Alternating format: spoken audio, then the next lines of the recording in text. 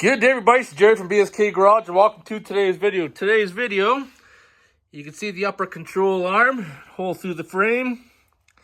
We need to get that bolt out. Now, the problem is that it's seized in the bushing.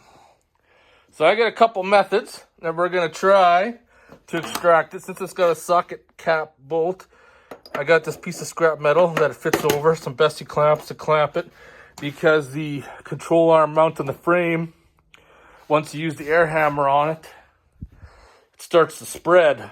So if you use a Bessey clamp to keep it together, all the force will be directed on that bolt, and hopefully we can get it to budge. If that doesn't work, gotta lie on the Sawzall. But before we go down that route, make sure you got some new blades. Once the bolt is seized, there's really no way you're really going to be able to get it out. So I thought I'm going to try it this way. There's no guarantee, but I'm going to see what's going to happen.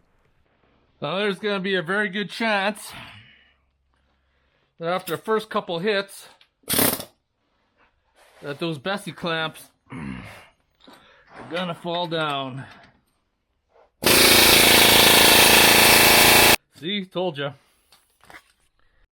So I pried a gap big enough that I'm going to be able to get the Sawzall in. And trust me, this is not going to be fun. Make sure you have enough blades.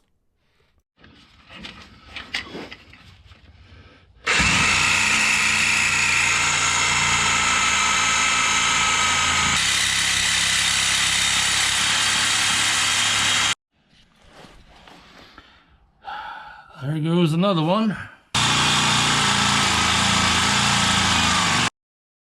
It was a lot of work, but I got it out. Luckily, I could press that bushing out and get a new one put in. But I hope you guys enjoyed the video. If you have any questions or comments, post them below. And the struggle is real. The struggle is very real.